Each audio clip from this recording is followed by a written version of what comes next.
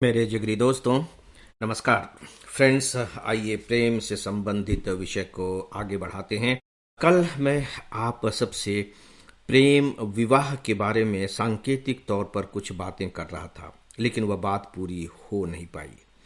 देखिए, होता यह है कि यह हमारी आदत हो गई, हम सब की आदत हो गई है कि हम किसी भी मामले को सफलता और असफलता के मापदंड पर रख कर तौलते हैं कि हमारा यह प्रयास, हमारी यह कोशिश सफल रही या असफल रही।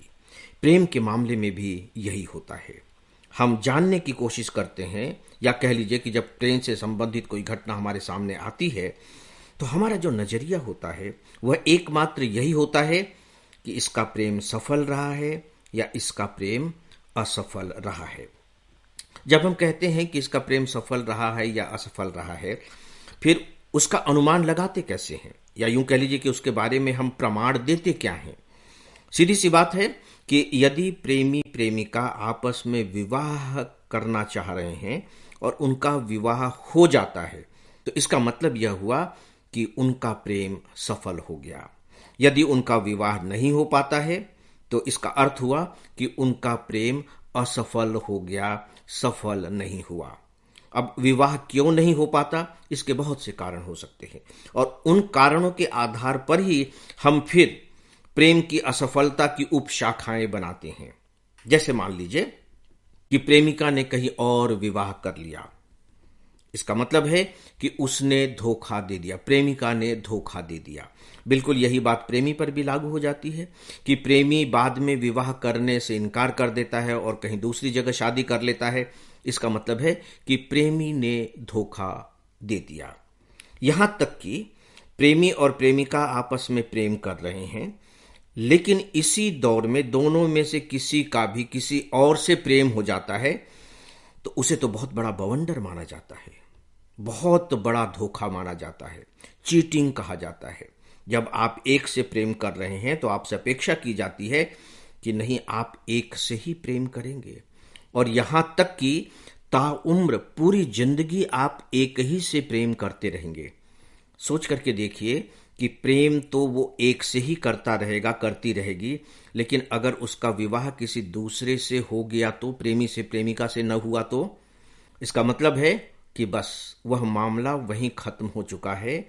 आप अपने दिमाग के ऊपर, या यूं कह लीजिए कि भावनाओं के आगे एक शटर गिरा दीजिए। नो लव, नो प्रेम। अब जो आपका पूरा का पूरा प्रेम होगा वह केवल अपने पति के प्रति ही होगा। दोस्तों, ये प्रेम को लेकर के हमारी सामाजिक स्थितियां हैं। एक शब्द है प्रेम विवाह, और शुरुआत में मैंने कहा कि यह प्रेम विवाह ही हमारा मापदंड है कि हमारा प्रेम सफल हुआ है या सफल नहीं हुआ है। आपने कभी इस पर विचार किया है? प्रेम विवाह शब्द पर दो शब्द हैं हमारे सामने, एक प्रेम विवाह और दूसरा है अरेंज्ड मैरिज।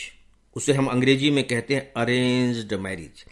अगर आप हमारी संस्कृति के इतिहास में जाकर के देखें तो हमारे यहाँ विवाह तो एक संस्कार है। आप जानते हैं, विवाह को एक संस्कार माना गया है, बहुत ही महत्वपूर्ण संस्कार माना गया है, और 8 प्रकार के विवाह बताए गए हैं। 8 तरीके के विवाह होते थे।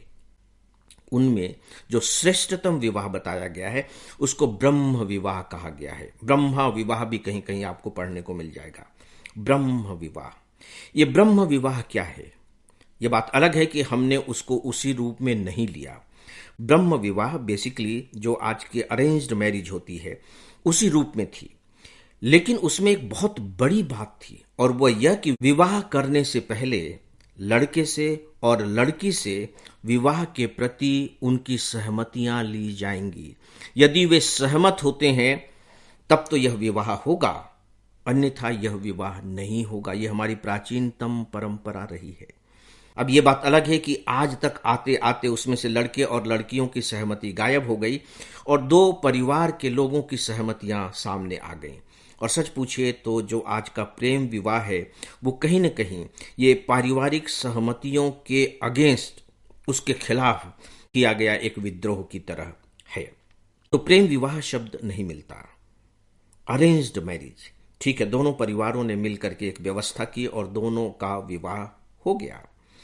दोस्तों, ये जो प्रेम विवाह है, सच पूछिए तो मुझे ऐसा लगता है इसके बारे में जो हमारी धारणा बनी है, इसके लिए हमारी फिल्में जिम्मेदार हैं। फिल्में जिम्मेदार हैं, या कह लीजिए कि उन्होंने ऐसा किया है। अगर आप उन्हें दोषी नहीं ठहराना चाहते तो वैसे दोषी ठहराना भी नहीं चाहिए, ठीक है, वो तो फिल्में हैं, कहानी कह रहे हैं। आप देखिए कि जितनी भी प्रेम पर आधारित फिल्में होंगी, ज्यादातर उनका अंत कैसे होता है? उनका अंत विवाह में हो जाता है। सुखांत हो गया, सब कुछ अच्छा हो गया, विवाह हो गया, दी एंड, फिल्म खत्म हो गई। जिंदगी तो उसके बाद शुरू होती है।